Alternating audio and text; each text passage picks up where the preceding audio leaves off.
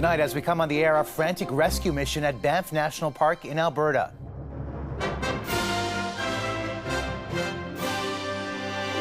Very, very, very scary. At least one dead and multiple hikers injured after a massive rock slide. What police are saying about the tragedy tonight. The key witness and the 911 call. The revelations about what led police to the missing Quebec toddler found in Ontario. She didn't move for 3 days. As Israel and Iran continue their strikes, Donald Trump sets a timeline on whether to enter the spiraling conflict. It is just chaos and fear. And Ottawa's plan to get stranded Canadians home. Plus, inside the flying nerve center of BC's aerial attack on wildfires. We will test it ourselves first, acting as a tanker. And the new calls to elevate airline competition. My flight was almost $1,000 to Calgary, so that is crazy. How Canadians could benefit by opening up the skies, but will it fly?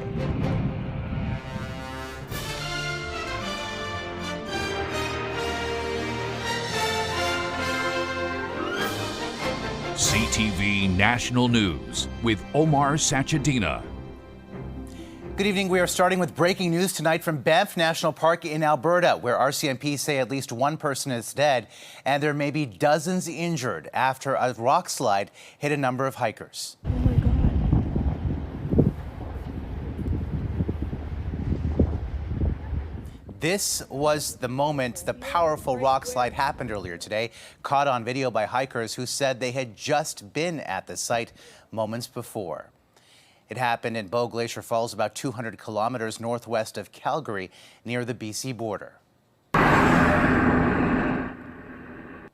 Rescue teams, including air ambulance helicopters, were sent to the scene and could be seen landing at the Foothills Hospital in Calgary. One expert says there would not have been any warning signs. Unless there was a monitoring station or somebody looking very specifically at that location beforehand with high resolution imagery or something, I doubt there would have been, I doubt there would have been anything to forecast such an event. CTV's Jordan Canigan is near Lake Louise with the latest. Jordan, what can you tell us? We are near a staging area on Bow Lake in Banff National Park along Highway 93 North. Across the lake from me through that valley is Bow Glacier Falls. That is the area where the rock slide happened earlier on this afternoon. CTV News has obtained video of the rock slide itself. It was taken not far from where we are standing right now by someone staying at the lodge. It shows a significant amount of rock and debris falling and a large plume of dust. The area where the slide settled is popular for hiking and exploring. It's about 2 hours west of Calgary, 37 kilometers north of Lake Louise. The slide lasted for at least a minute as it tumbled towards Bow Lake. Parks Canada personnel, RCMP, and firefighters and paramedics were dispatched here from multiple jurisdictions. The staging area had 8 or 9 ambulances lined up for the many people injured in this, and 3 helicopters are parts of the search and rescue. There are also what appear to be medical tents set up in that area. 2 air ambulances were dispatched, one from Calgary, the other from Edmonton. Now, the staging area along Highway 93 North, also known as the Icefields Parkway, will remain closed to the public for the foreseeable future. Jordan Canigan, CTV News in Banff National Park. And new details tonight about that incredible discovery of the 3-year-old girl from Montreal who was found alone but alive near an Ontario highway yesterday. CTV's Denise Roberts with how she ended up there and how she survived. The 3-year-old girl was found just meters from a busy stretch of the 417 in Castleman. Police believe the girl was dropped off at the side of the road by her mother, Rachel Todd, on Sunday and was here the entire time. A massive search spanning 2 provinces was going on. When officers found her Wednesday afternoon, she was alone. They gave her the snacks from their backpacks before taking her to hospital, where she remains under observation. She's still in the hospital. She's with her family. She's doing well, considering that she's been 3 days outside. She's dehydrated, but she's doing fine. There are questions about whether an Amber Alert should have gone out. Many people in Castleman said they didn't even know the toddler was missing, including one of the witnesses who last saw the mother on Sunday afternoon here in a confused state. He said it was only Wednesday he happened to see a message on Facebook and immediately called police. For volunteers who spent days combing the long stretches of fields and forests to find the girl, they are still elated at the outcome a day after her discovery. Such a relief was euphoria, I would say. The feeling, we're so proud, we're so amazing that's a kind of a miracle. The investigation is ongoing and police could lay additional charges against the mother, who is still awaiting bail. In the meantime, specialists will be meeting with the toddler once she is ready to find out more about what happened and how she managed to survive. Denise Roberts, CTV News in Castleman, Ontario. The Prime Minister said Canada will adjust counter-tariffs on steel and aluminum products on July 21st, depending on how trade negotiations progress with the United States. That date coinciding with the end of a 30-day deadline Mark Carney revealed during the G7 summit this week. Here's CTV's Michael Couture. Canada dialed up the pressure on the U.S. to get a trade deal done within 30 days, saying if they don't come to an agreement, more counter tariffs could be coming. We're going to adjust them to levels consistent with the progress that's made at that point on the broader trading arrangements with the United States. Right now, Canada has a 25% tariff on $30 billion worth of American goods coming into the country. The increased pressure is being applauded by the steel and aluminum industry. We're operating under 50% tariffs from the U.S. and we have not fully retaliated. So to be able to maintain that option, depending on how things go over the next month, it's a smart move. The Prime Minister also announced a larger Buy Canadian plan for federal projects that require steel and aluminum. Mark Carney said he wants to maximize the use of our own materials, including at the provincial and territorial levels. If we get the One Canadian Economy Bill through Parliament, the impact of these nation-building projects, making sure that those are taking advantage of our industries. We're going to be talking about trade and many other things. Now, on Monday, President Trump and Prime Minister Carney set a 30-day countdown clock to come up with a new economic and security deal. But those in the aluminum industry say they're hurting now. After 30 days, there is not a goal that has been met. We will definitely need government financial support. The minister responsible for trade with the U.S. met with his American counterparts at the G7 in Kananaskis. Dominic LeBlanc will meet with them again tomorrow, and he believes the pressure of a July 21st deadline will help to focus the conversation. Omar. Michael Couture in Ottawa tonight. Indigenous groups are pushing back against a federal bill meant to speed up major infrastructure projects, saying it undermines their rights. I really believe that this country can get this right if they just took the time. They're not satisfied with amendments made to Bill C-5. It gives Ottawa power to rapidly greenlight energy and infrastructure projects. The Prime Minister says consultations with Indigenous people will be at the core of the new process. Bill C-5 is expected to pass in the House of Commons tomorrow. And a similar bill in Ontario, which is now law, has also generated criticism from Indigenous leaders. And a day after calling some of them out in comments the leaders described as racist, Ontario's Premier today expressed regret. I just want to say I sincerely apologize for my words, not only if it hurt all the chiefs in that room, but all First Nations. This is what the Premier said yesterday. You can't just keep coming hat in hand all the time to the government. You got to be able to take care of yourselves. The Premier's apology came in a meeting at Queen's Park today with chiefs who are part of the Anishinaabe Nation. Will he or won't he? The world is anxiously waiting for word on whether the U.S. will get involved in the conflict between Israel and Iran. Today, Donald Trump revealed a timeline for the decision. CTV's Washington Bureau Chief Joy Malbin tells us what it is. People running for their lives after this hospital in Israel was hit by a ballistic missile as the Israeli army intensifies its attacks against Iran's nuclear facilities. The U.S. president weighing military action, but after days of keeping the world guessing, I may do it, I may not do it, holding off for now. His White House press secretary delivering the president's message. Based on the fact that there's a substantial chance of negotiations that may or may not take place, with Iran in the near future, he will make that decision within the next 2 weeks. Israel has damaged much of Iran's nuclear facilities, but needs U.S. firepower to strike Iran's uranium enrichment facility buried deep underground. Israel hoped to pressure President Trump to finish the job. He gave them the chance to do it through negotiations. They strung him along. You don't string along Donald Trump. Washington pre-positioning aircraft carriers and strike groups in the region, even stocking up on blood supplies, and overnight evacuating American diplomats from Israel.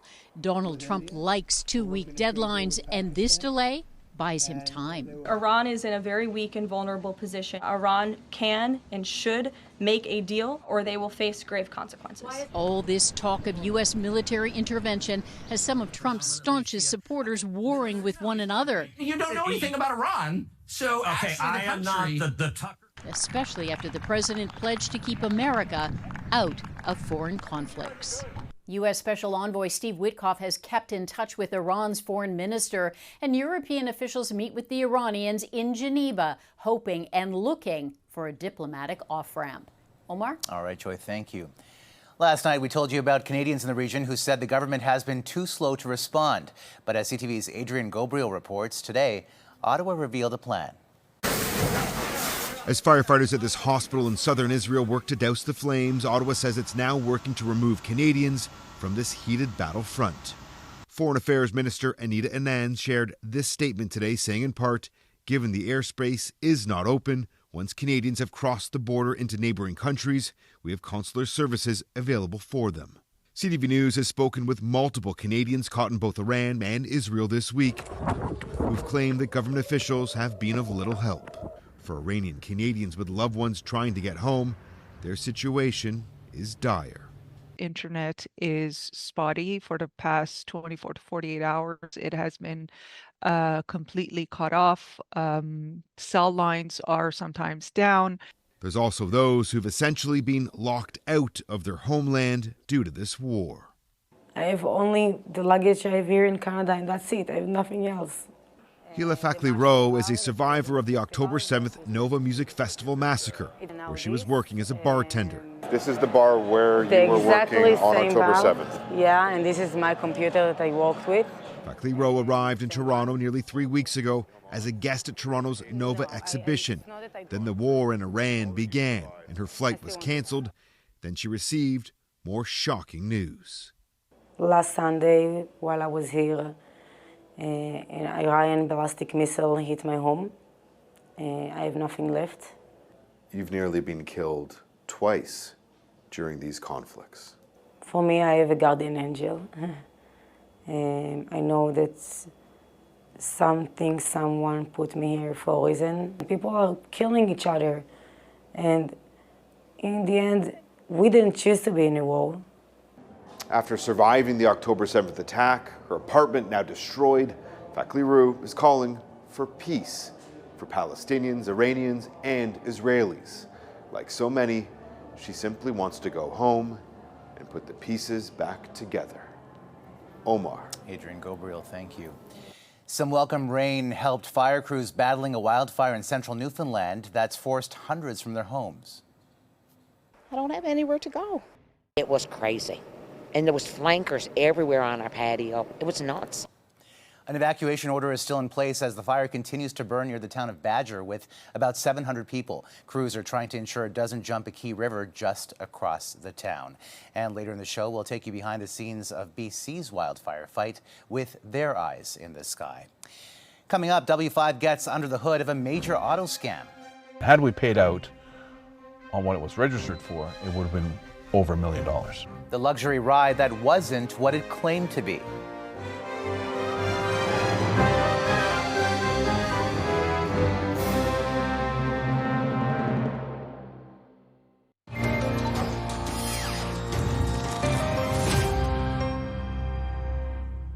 A W5 investigation is revealing what could be a much bigger payday for car thieves. Not just the stolen cars, but bogus insurance claims. And as John Woodward reports, it's driving up drivers' premiums. This Ferrari was insured as $1 million car, a top-end 599 GTO. At least that's what the owner claimed it was. But that's not what it is. That's not what it is. Enter Stefan Nasner, an investigator with Aviva Insurance's fraud unit. And slowly, that car's image falls apart. The dashboard in disrepair. The display lights up with a different model number. And under the hood, the engine bears the mark of a different Ferrari. You can clearly see this is a 599 GTB. Not GTO. Not GTO. Okay. And a GTB is a lot less valuable than a GTO. Disguised, Nasner believes, as part of an elaborate insurance fraud. And this isn't the first time he's seen this car. Aviva has already paid out a claim on this Ferrari once before. So you guys could have lost twice. We could have lost twice. And had we paid out on what it was registered for, it would have been over $1 million. Over $1 million of money that would have gone to possibly organized criminals. Correct. An audacious example of how car thieves attempt to turn the value of one stolen car into many insurance payouts, multiplying the value of what they stole. Key to this disguise is spoofing the unique vehicle identification number, or VIN, on the car. In this case, the thieves appear to have lifted the fake vehicle identification number from this real Ferrari GTO on sale across the border in Detroit. A number that, according to its Carfax service records, also appears on cars serviced in Montana and Texas, suggesting there are many more disguised vehicles using this VIN. It's being serviced all over the place. How does that make sense? It doesn't. It doesn't make any sense. It doesn't make any sense because a vehicle can't be in multiple places at once. If it is, it's probably a scam. And those vehicle identification numbers are fakes. Tracking those VINs is now a huge part of Aviva's fraud detection program, says Mike Cardillo, Aviva's manager of national investigations. So we're talking millions of dollars. Millions of dollars. VIN fraud up 300% in the last few years, according to his numbers. Selling stolen cars locally has become more important for thieves, he says, as a government crackdown has made it harder to sell them overseas. There we go. One major challenge, somehow many fake numbers are legitimately registered with provincial government agencies anyway. We need to make sure that we're doing our due diligence when a vehicle is being registered. Close those loopholes in the ministry to make sure that some of these false VINs aren't being registered. Solving that problem, a crucial part of stopping that VIN from disguising yet another stolen car, though most aren't as flashy as this Ferrari. W5's John Woodward. Still ahead, the new flight plan in Canada to make cheaper airfares take off.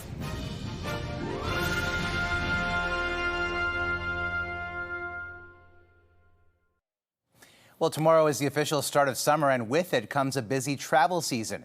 But the cost of flying can be expensive. CTV's Abigail Beeman with what the Competition Bureau is saying about how to change that. I actually just flew in from Vancouver yesterday, flying back now, and my flight was almost $1,000 to Calgary, so that is crazy to me. If you've bemoaned that it's cheaper to fly to Europe than visit family in Canada, you're not alone. A new report from the Competition Bureau found that's a common complaint, along with limited options, high prices, and bad service. Also not surprising, the ownership snapshot in 2023, with Air Canada and WestJet holding the majority of market share. And contributing to high ticket prices, user fees accounting for 30 cents of every dollar. If we can pull those fees out, it gives a lot of room for margin for even these discount players to expand more than they have been already. The report makes 10 recommendations to fix the problems, calling on the government to prioritize competition in policy, support northern and remote access, and leverage international capital and experience. That means allowing foreign-owned carriers to fly domestic routes and getting rid of restrictions on foreign ownership. We are focused on competition and measures to increase competition for the Canadian marketplace. And unquestionably, foreign investment plays a key role here. You're opening up a Pandora's box. Some are concerned foreign carriers would harm the market by only going after high traffic routes, leaving smaller communities underserviced. Don't expect to see, a United Airlines showing up in Yarmouth or a Singapore Airlines showing up in North Bay. Not going to happen. Transportation Minister Chrysler Freeland's office tells CTV News they're reviewing the report carefully and acknowledge Canadians want more affordable air travel, but won't say whether they're considering making changes to foreign ownership rules. Omar? All right, Abigail, thank you. An incredible sight in Texas where a SpaceX rocket exploded right before a test flight.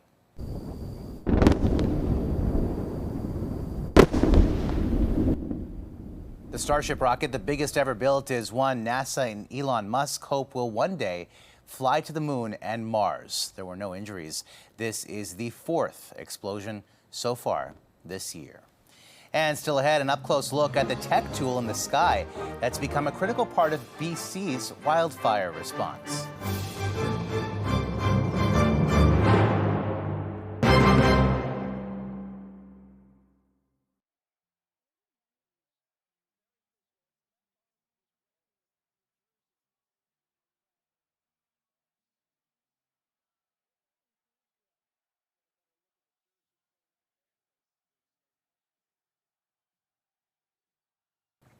We are getting a behind-the-scenes look tonight at the aerial battle against the BC wildfires, where there are dozens currently burning out of control. CTV's BC Bureau Chief Andrew Johnson explains how a plane that doesn't actually douse any flames has become one of the most critical. Before any planes drop water on a wildfire or crews attack flames from the ground, a pilot like Rob Verstraeten gets there first. We really just have to size up the fire. We have to see what terrain and hazards we have to deal with. It's a scouting mission in a $10 million state-of-the-art modified reconnaissance plane called a Bird Dog. The BC Wildfire Service has added 2 of them to its firefighting fleet on contract from Conair. It's far and away the most modern bird dog in the world. Conair made 13 modifications, including infrared cameras to detect hotspots, advanced weather sensors to spot lightning, and the plane is quick. The faster you get there, the faster you come up with a plan, the faster you can contain the fire. The plan involves orchestrating the aerial attack, deciding what to drop on the fire and when, and rehearsing the route those larger planes will take. Any run that we would like the tanker to do for a drop, we will test it ourselves first, acting as a tanker. When a wildfire call comes in and it's serious, a 2-person crew can fire up this Bird Dog in only 5 minutes. The air tanker can be filled with a full load of retardant in only a matter of 8 minutes, taking off in 10. The planes are based at the Provincial Wildfire Coordination Center in Kamloops, where 14-hour workdays are common. What we're noticing is longer and more severe fire seasons. They start sooner, they go later. With communities now more often at risk, Verstraeten says pilots learn to compartmentalize, pushing emotions aside to keep their mind on the job. The reward is in the results. We really get a lot of satisfaction out of keeping people safe and trying to prevent any loss of life or property. Critical work Canadians will rely on heading into the most dangerous 2 months of the year. Andrew Johnson, CTV News, Kamloops, BC. And that's a snapshot of this Thursday. Heather is here tomorrow. For all of us at CTV National News, thank you for watching and good night.